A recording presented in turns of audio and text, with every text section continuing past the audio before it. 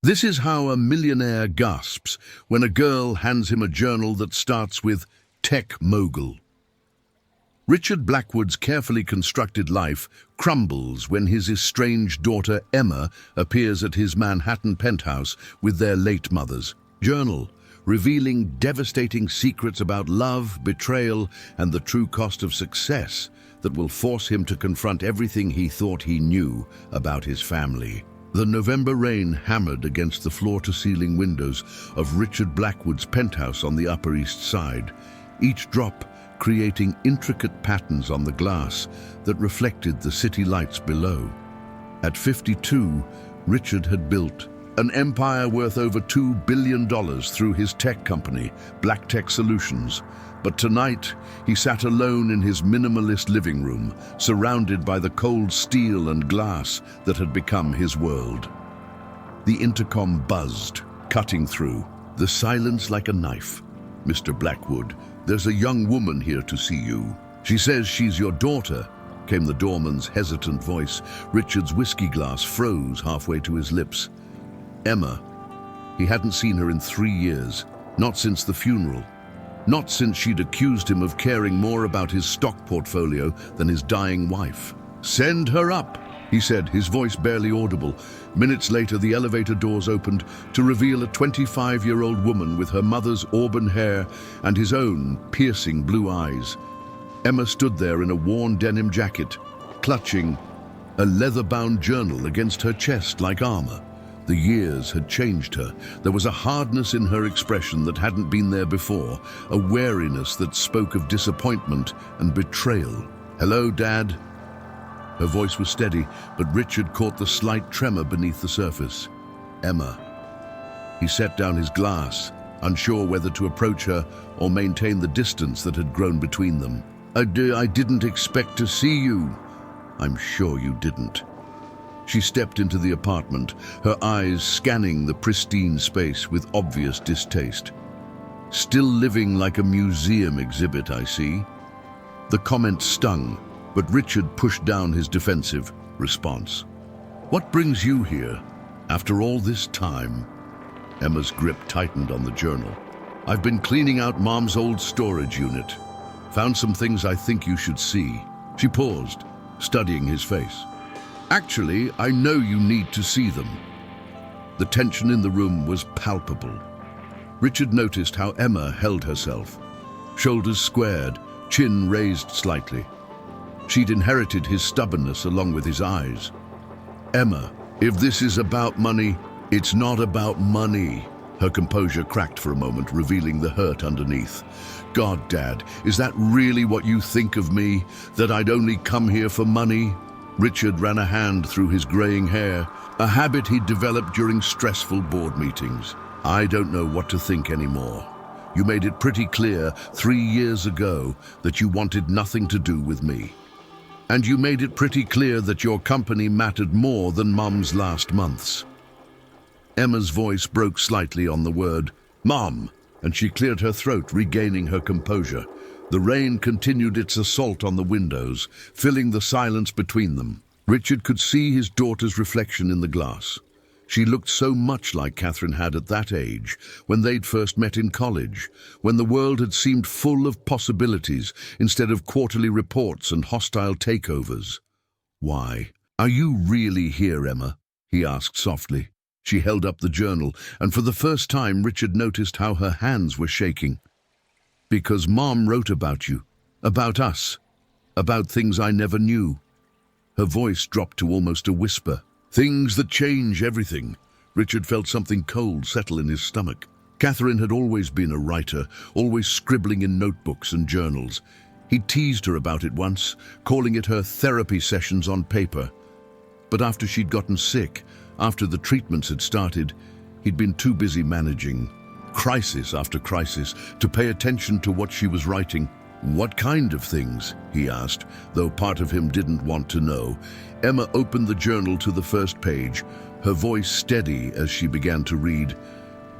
"Day 1 of knowing I'm going to die, and the first thing I think about isn't the cancer, isn't the treatments, isn't even saying goodbye to Emma. It's about the lie I've been living for 26 years. It's about the secret that's going to destroy the man I love when he finally learns the truth about who Emma really is. Richard's world tilted. The sound of his own heartbeat suddenly seemed deafeningly loud in his ears. What? What does that mean? Emma closed the journal, her eyes meeting his for the first time since she'd arrived. It means we need to talk, Dad. And this time you're going to listen to every word. The city lights blurred through the rain-streaked windows as Richard Blackwood realized that his carefully ordered world was about to come crashing down around him. The next morning brought no relief from the storm, both outside and within the penthouse walls. Richard had barely slept, Emma's words echoing in his mind like a relentless drumbeat. She'd insisted on staying the night. "We're going to finish this conversation," she'd said, and now they sat across from each other at his rarely used dining table, the journal lying between them like an unexploded bomb. Emma looked exhausted, dark circles under her eyes suggesting she'd slept as poorly as he had. She wore one of Catherine's old Columbia University sweatshirts that she'd apparently found in the guest room, and the sight of it sent a sharp pang through Richard's chest. "Before we continue," Emma said, pouring herself coffee from the pot he'd prepared, "I need you to understand something. Mom loved you. Whatever you're about to hear, that never changes." Richard's hands wrapped around his own mug, seeking warmth. He couldn't seem to find. "Just tell me, Emma. Whatever it is, just tell me." She opened the journal again, turning past the first entry to pages filled with Catherine's familiar handwriting. "Mom met someone before you, in high school. His name was David Martinez." The name meant nothing to Richard, but he could see in Emma's expression that it should. They were together for 2 years. First love, you know. But David's family moved to California right before senior year. Mom was devastated. Emma's voice took on a storytelling rhythm, as if she'd rehearsed. She found out she was pregnant 3 weeks after he left. Richard's coffee cup slipped slightly in his hands. "Pregnant? With me, Dad?" "She was pregnant with me." The words hit him like a physical blow. Richard stared at his daughter, the daughter he'd raised, loved, fought with, been proud of, and felt 25 years of certainty crumble. But we met in college. Catherine was a sophomore. She never mentioned because she'd already had the baby. Had me. Emma's voice was steady, but tears had started flowing down her cheeks. "She gave me up for adoption, Dad. To a couple. In Connecticut, the Stones. Good people, but they died in a car accident when I was 2. Richard's mind reeled. "Then how did you end up back with Mom?" Emma wiped her eyes with the sleeve of Catherine's sweatshirt. "Because the adoption agency couldn't find any other family for the Stones, and Mom had kept in touch. She'd never stopped thinking about me. So when she got the call that her baby, that I, needed a home again, she didn't hesitate. But she told me you were her sister's child, that her sister had died, and another lie. There was no sister. Just a 19-year-old girl who'd made a mistake and spent every day for 2 years wondering if she'd done the right thing." Emma turned several pages in the journal. "Listen to this. Richard thinks Emma is his miracle. The child we couldn't have naturally became the child we were meant to raise together. He loves her so completely, so purely, that I can't bear the thought of him knowing she's not his, not biologically. But in every way that matters, she is his daughter. She has his curiosity, his determination, his stubborn streak that drives me crazy. How do I tell him that the child who calls him Daddy, who looks at him like he hung the moon, shares none of his DNA?" Richard stood abruptly, his chair scraping against the hardwood floor. He walked to the windows, staring out at the city that suddenly felt alien to him. 25 years, he whispered. 25 years I've been living a lie." "No," Emma said firmly, and he heard her stand behind him. 25 years you've been my father, The man who taught me to ride a bike, who came to every school. Play, who walked me down the aisle at my wedding. That wasn't a lie, Dad. That was real.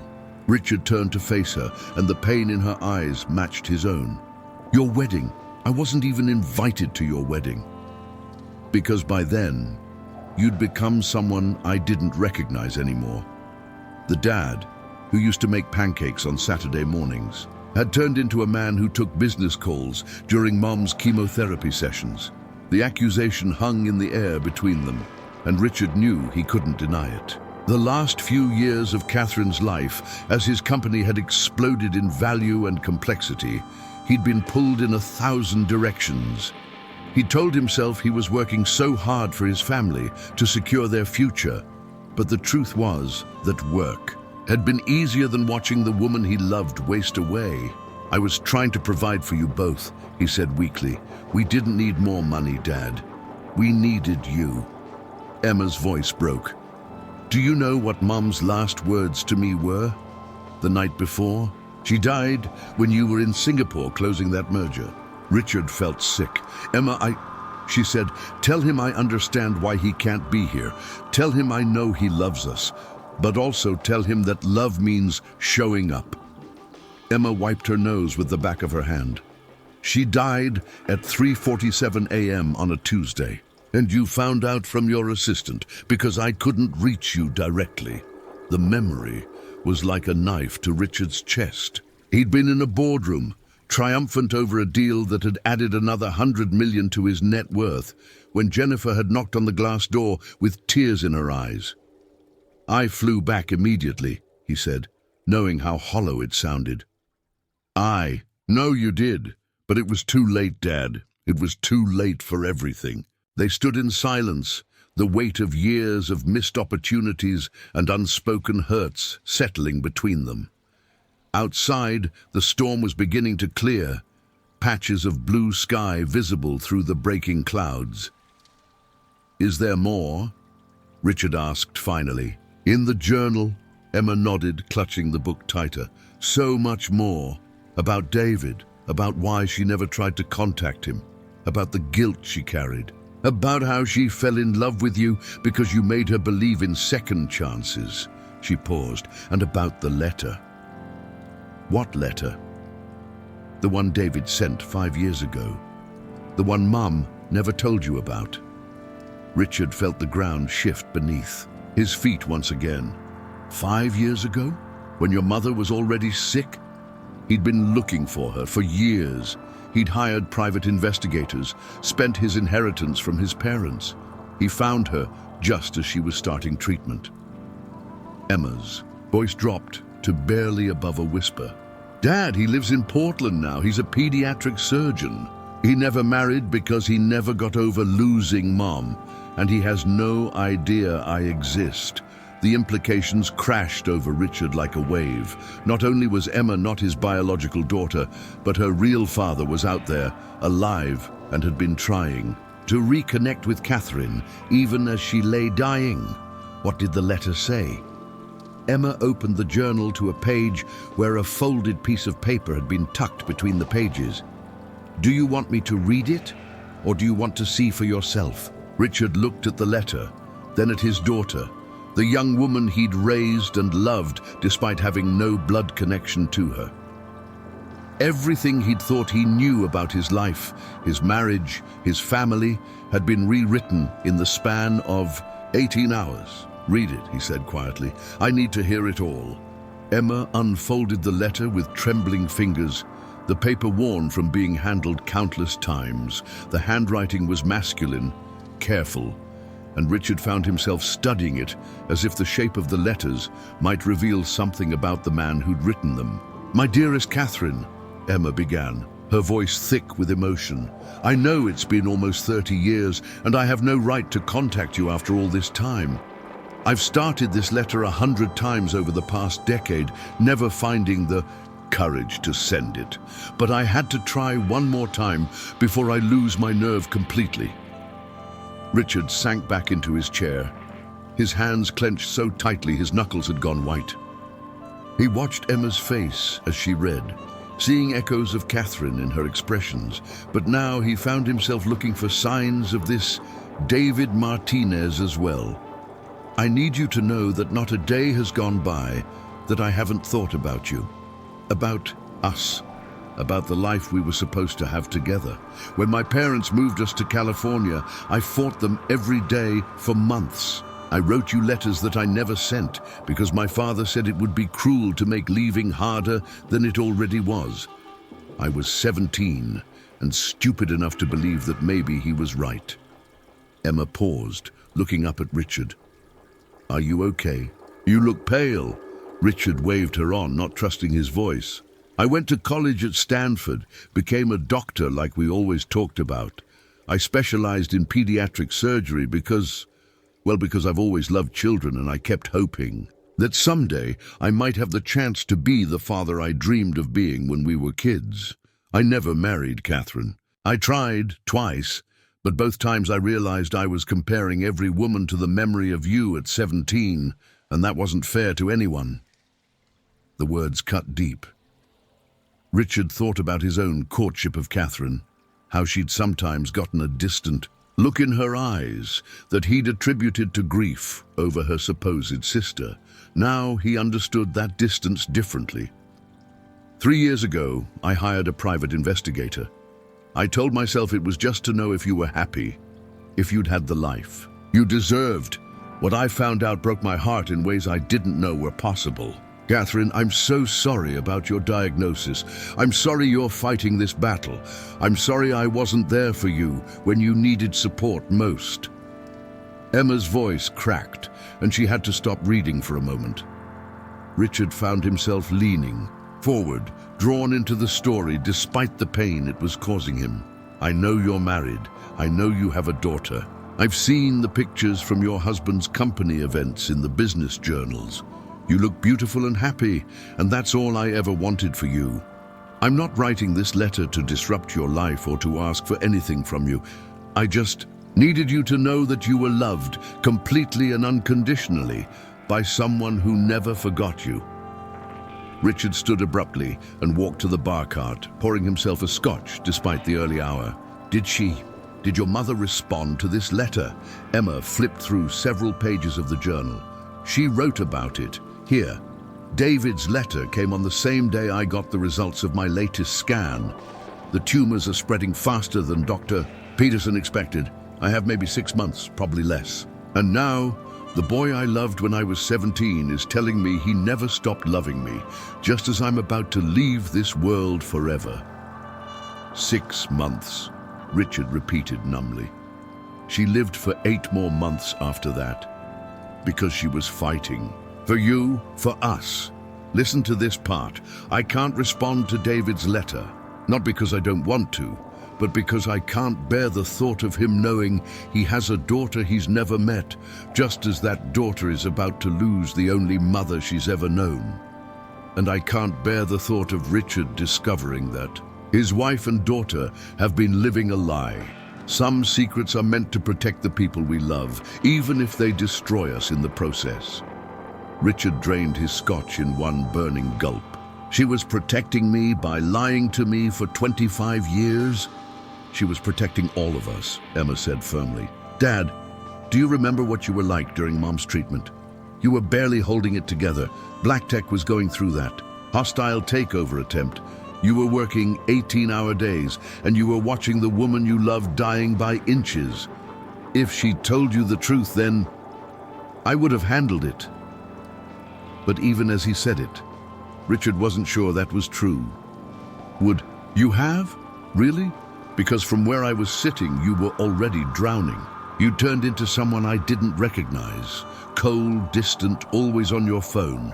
If you'd found out that your entire family was built on a lie, what would have happened? Richard thought back to those dark months. The takeover bid from Meridian. Corp had nearly succeeded. He'd been pulling 16-hour days trying to save his company while watching Catherine grow weaker with each chemotherapy session. There had been nights when he'd sat in his office at 2 a.m., wondering if he was losing everything that mattered to him. I would have fallen apart, he admitted quietly. And then we all would have lost you. Mom knew that. She made a choice to carry the secret alone, rather than risk destroying what was left of our family. Emma turned more pages in the journal, stopping at an entry marked with a yellow sticky note. She wrote something else about David's letter. Something I think you need to hear. I realized today that I love two men, and I've spent my entire adult life feeling guilty about it. I loved David for the girl I was, for the innocence and hope he represented. But I love Richard for the woman I became. He gave me a home when I was lost, a family when I thought I'd destroyed my chances at happiness, and a love that was built on choice rather than teenage passion. David will always be Emma's biological father, but Richard is her real father in every way that matters. I just pray that someday he'll understand the difference. The apartment fell silent, except for the sound of the city waking up outside. Richard stared out at the morning light filtering through the clouds, processing everything he'd learned. Emma was not his biological daughter, but she was still his daughter. Catherine had loved another man, but she'd chosen to build a life with Richard. The foundations of everything he'd believed about his family had shifted, but somehow the structure was still standing. "There's one more thing," Emma said softly. "Mom left something for you. Instructions." "What kind of instructions?" Emma pulled. An envelope from the back of the journal, his name written across it in Catherine's handwriting. "She wanted you to have this if the truth ever came out. She made me promise to give it to you, but only if I thought you were ready to hear it." Richard took the envelope with hands that weren't quite steady. "And you think I'm ready?" "I think you have to be, Dad, because David Martinez doesn't know I exist, and according to Mom's research, he's about to accept a position as head of pediatric surgery at Portland Children's Hospital. If we're going to tell him about me, about us, it has to be soon."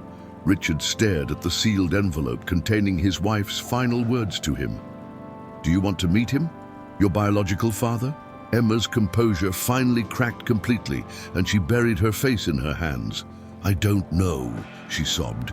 "I don't know anything anymore. I came here angry at you, ready to throw this secret in your face and walk away again. But seeing you now, seeing how much this is hurting you, I just want my dad back, the one who used to make me feel safe, the one who taught me that family is about showing up for each other." Richard set down the envelope and moved around the table to kneel beside Emma's chair. For the first time in 3 years, he pulled his daughter into his arms, and she didn't pull away. "I'm here," he whispered into her hair. "I'm here now, and I'm not going anywhere. We'll figure this out together." As Emma cried against his shoulder, Richard realized that while his world had been shaken to its core, the most important thing, his love for his daughter, remained unshaken. Biology might not have made them family, but 25 years of shared life had. Now he just had to find the courage to open Catherine's final letter and discover what she'd wanted him to do with the truth. That evening, as the sun set over Manhattan and painted the penthouse in shades of gold and amber, Richard finally opened Catherine's letter. Emma sat beside him on the couch, the same couch where they used to read bedtime stories when she was small, waiting as he unfolded the pages with hands that had steadied with resolve. "My darling Richard," he read aloud, his voice stronger than he'd expected. "If you're reading this, it means Emma has shared our secret with you, and I can only imagine how betrayed you must feel. I need you to know that every day I didn't. To tell you the truth, was a day I chose our family over my own need for absolution." Emma curled up against his side, something she hadn't done since she was a teenager, and Richard found himself grateful for her presence as he continued reading.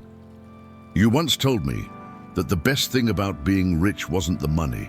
It was having the power to choose your own life, rather than having life choose for you. Well, my love, I chose you. Every single day for 26 years, I chose you. Not because I was trapped by circumstances or lies, but because you became my home in ways David never could have been." Richard paused, remembering that conversation. It had been early in their marriage, when his first company had gone public, and they'd suddenly found themselves wealthy beyond their modest dreams. Catherine had been overwhelmed by the changes, worried that money would change who they were. "David was my first love, but you were my chosen love. There's a difference, and I need you to understand it. David represents who I was, young, impulsive, governed by passion and circumstance, but you represent who I became, thoughtful, committed, building something that would last. Emma may carry David's DNA, but she carries your heart, your values, your unwavering dedication to the people you love." "Even when I failed at that dedication," Richard murmured, thinking of those final months when work had consumed him. Emma squeezed his arm. "Keep reading, Dad. I know you blame yourself for not being there enough during my illness. I know you think that work became more important than family. But Richard, I never once doubted that you loved me. You threw yourself into black tech because you needed to feel like you could control something when my cancer was beyond anyone's control. I understood that, even when Emma couldn't." Richard glanced at Emma, who was wiping away fresh tears. "Now you have a choice to make, and it's the most important choice of your life. Emma deserves to know where she came from, and David deserves to know he has a daughter. But how that happens, whether it brings our family together or tears it apart, depends on you. You have the power to choose how this story ends." The letter continued for several more paragraphs, but Richard found himself thinking about Catherine's words about choice. For the past day, he'd felt like everything was happening to him, like he was a victim of circumstances beyond his control. But Catherine was right. He had the power to choose how to respond.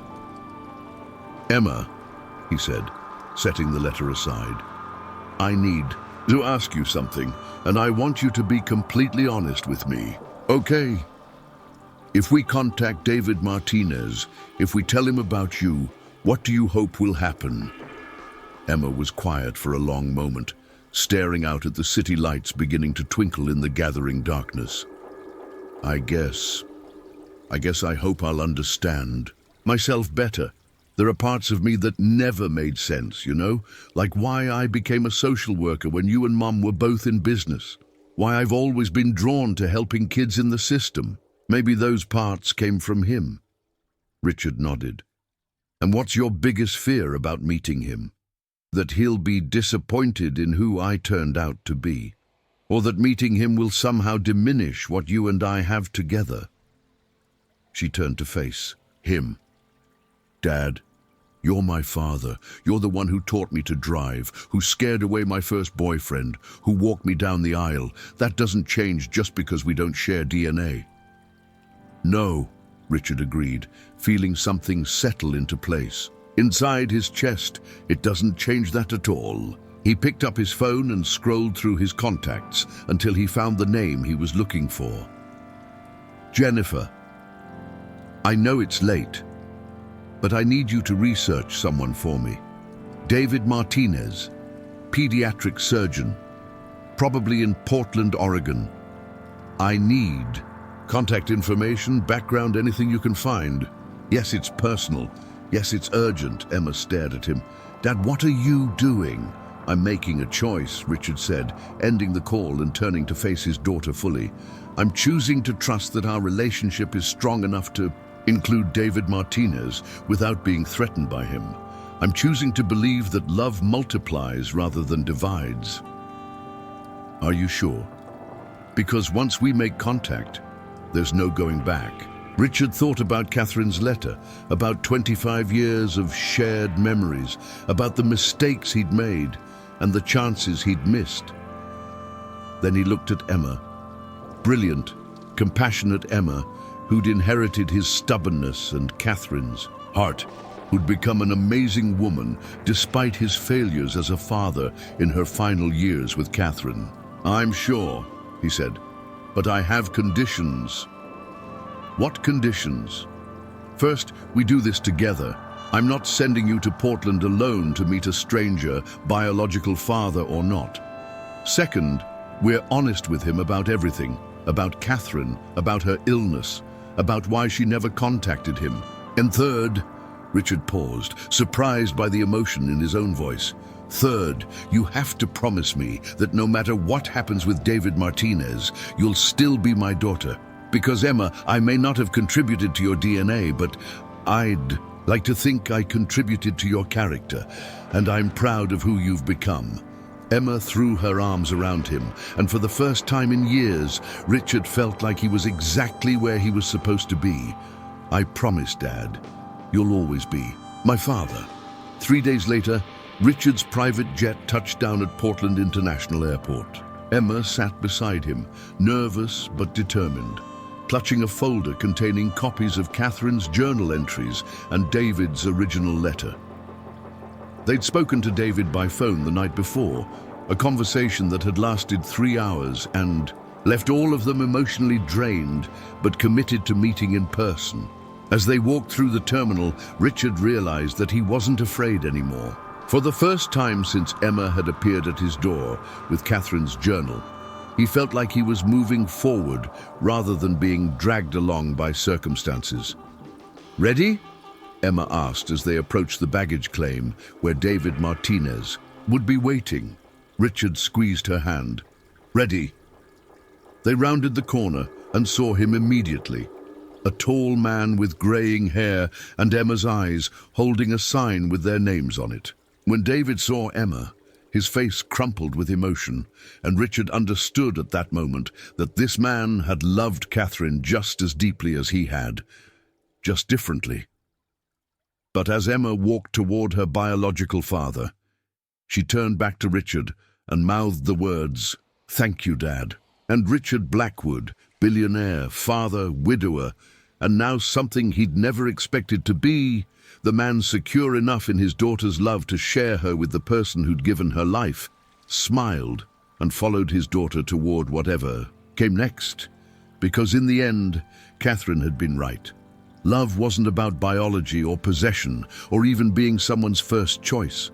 Love was about showing up day after day, year after year, and choosing to build something beautiful together, and that was a choice he would make every day for the rest of his life.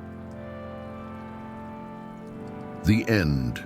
This is how a millionaire gasps when a girl hands him a journal that starts with "Move you?" At M&A. The story unfolds. We'd truly love to hear what this story meant to you. Share your thoughts in the comments below. Every reaction adds depth to the journey we just experienced together. Also, let us know where in the world you're watching from. It's always inspiring to see how far these stories reach and how many lives they touch. Whether it's your city, your country, or simply a word about what brought you here, we want to know. Let's continue building this community, one powerful story at a time.